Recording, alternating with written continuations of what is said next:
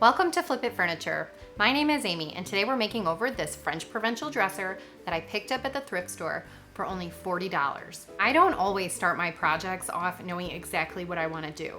I wish that was the case, but unfortunately, it's just not. Sometimes I'm just undecided. Sometimes I'm just plain old stuck. So I wanted to give you a glimpse into my thought process and how I handle those situations. I think the thought process is just as important as the actual makeover process. So if you're stuck in a rut, maybe there's a tip or a trick in this video that could help you out.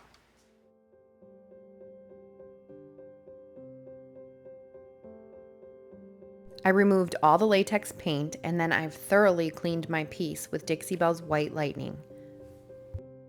Before I can add my chalk paint, the top of this piece needs Slick Stick. Slick Stick is a bonding primer. I'm using the Scarlet brush to apply the Slick Stick, and I'm just working it back and forth because I want a nice smooth application. I wait for it to dry about 2 hours and then I apply another coat, waiting 12 hours overnight for the entire top to dry before I add my paint.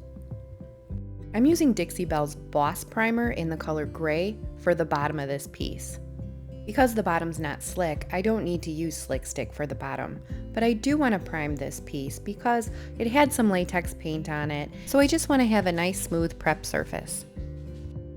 I just waited for the coat to dry, and then I applied one more coat, so 2 coats in total, and then when that was dry, I just applied my chalk paint.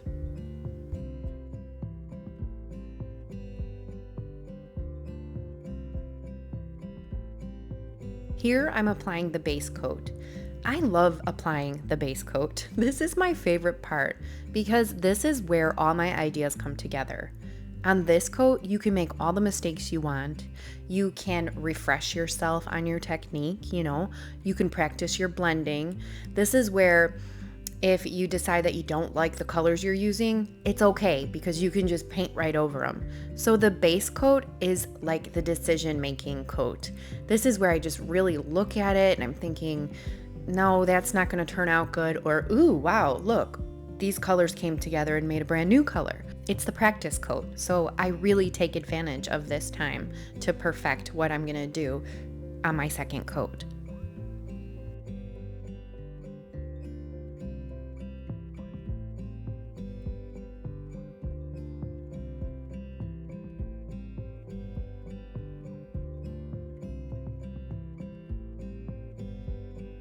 Here's a good example. I'm using vintage duck egg right now, and I'm not really sure where I want to put it. I'm not even sure if I want to use the color, but I'm going to give it a try. And immediately, I'm like, nope, that's not going to work. So I brush my paint off and I go in and get another color, and I have Dixie Belle's Peacock. Now, I've never used this color before, but I'm going to give it a try, and I'm just going to put it in a couple places, see how I like the colors together. Can I use it as a highlight? Where do I want it? I'm not sure where it fits in at this point. And look at the mess I've made. But I'm just giving stuff a try, and now I'm going in on my second coat, and I have a great idea. I am going to use the Peacock, and I'm going to use it in all the creases so it has a spot. I learned that when you use the Peacock and in the navy together with antebellum blue and you blend them all, there is this just electricity. It's like an electric blue color that pops out underneath, and it is absolutely beautiful. I would have never known that if I didn't just give it a try on my base coat. That huge mess I've made with my base coat is really just like my roadmap. And now I have a plan, and I'm executing the plan on my second coat.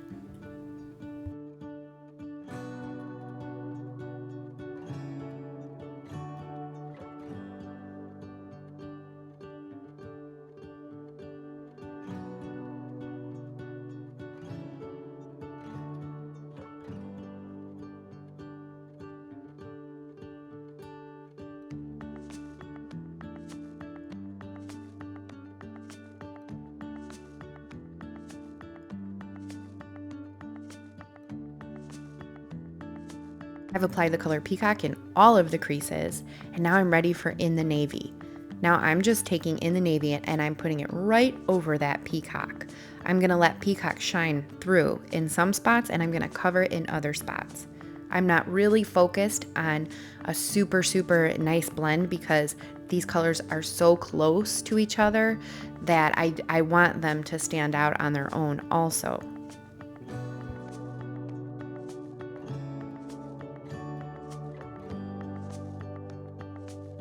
And now I'm gonna apply antebellum to the center. And I'm gonna just softly blend all three colors.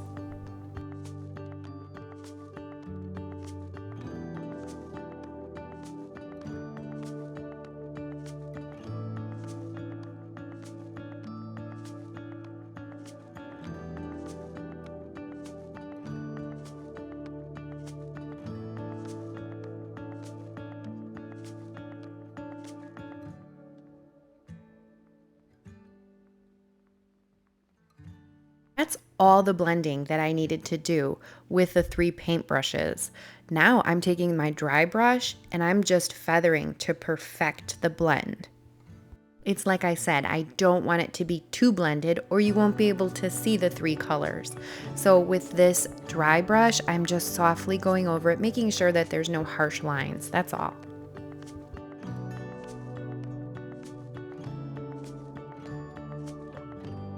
Here I'm adding in the navy just to the outer area because I just wanted it a little bit darker, a little dark transition into the next drawer.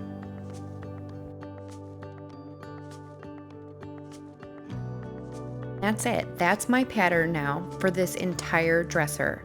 So I'm putting peacock in the creases, then I'm adding in the navy to the outer edges, which is my darker color, and then antebellum blue to the middle. I'm gonna softly blend them, but not too much because I still want you to be able to see all 3 colors. Then I go in with my dry brush and I just make sure there's no harsh lines or brush strokes and just soften everything up a little bit.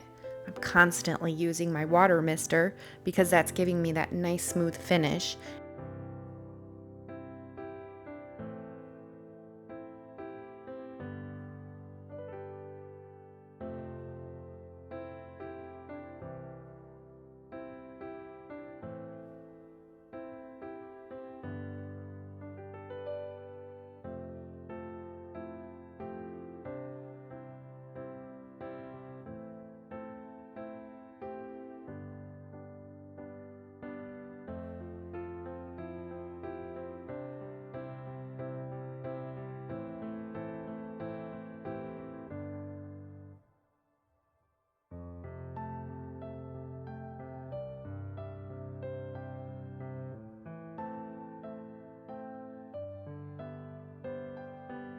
And there's my good old dry brush again.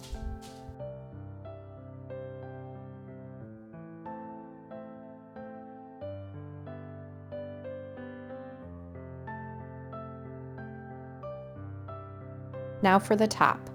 Now, what's on there already is that base coat, and I was just testing things out, and that is not gonna work.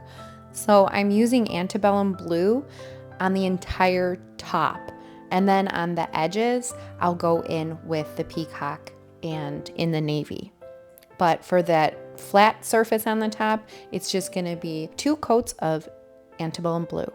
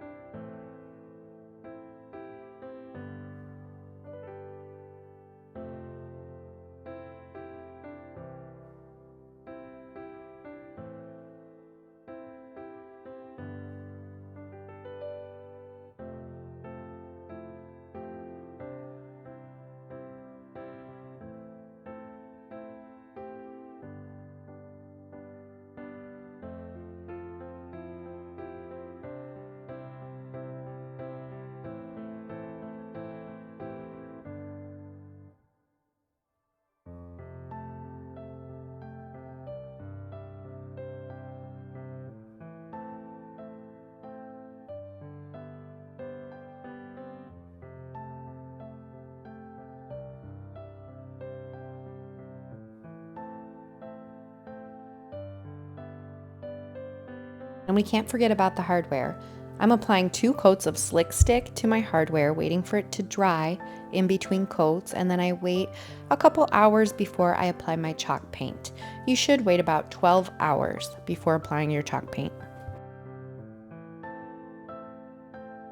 My slick stick is dry. I apply 2 coats of In the Navy to my hardware, waiting for it to dry in between coats.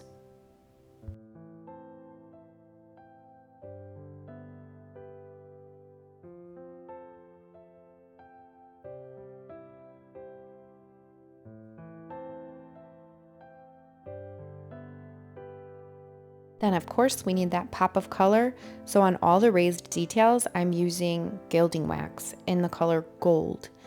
And I'm just gonna apply it to my fingertip. You can also use a brush. I use my fingertip because I think it's much easier for me to feel the raised parts of the hardware. So you only need a tiny bit. A little goes a really long way.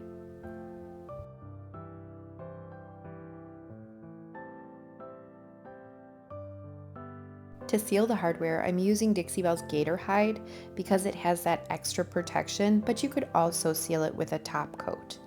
Satin would be beautiful.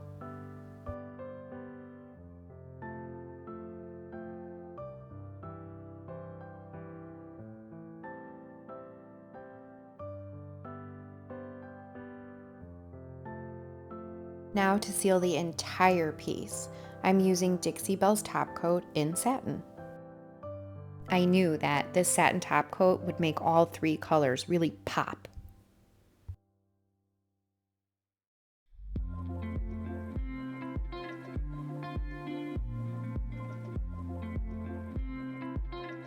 And just as it is important to prep and paint your piece on the outside, you should also do the same with the inside. So I did want to show you that I use Big Mama's Butter on the drawers, on the insides of the drawers and the outsides, even the bottom, the drawer slides. And then I actually go into the empty dresser without the drawers in, and I also apply it there too. It gives it, you don't need a lot. I don't use a lot at all. I just dip it like once for each drawer, just a tiny bit, and then I apply it to the entire drawer. It rejuvenates that wood and gives it that, kind of takes what looks like it's dead and dry and brings it back to life. But it also gives me this like clean feeling. It just smells so good and it looks so nice.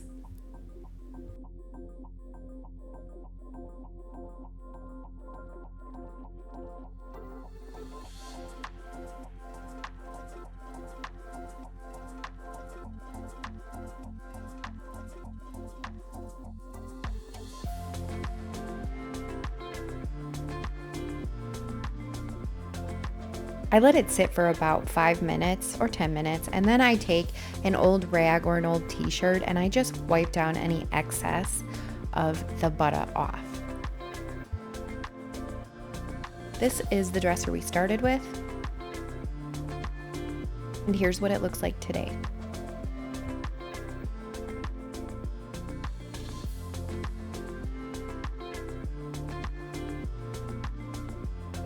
I'm so glad that I used the color peacock in this. It's very subtle, but there are just hints of electric blue in there. It's almost like you can't tell where they're at, but they're there, and it just changes the entire look of this piece. The best part about it is it looks completely different in all different lights. So there's so much going on, yet it's all still very cohesive.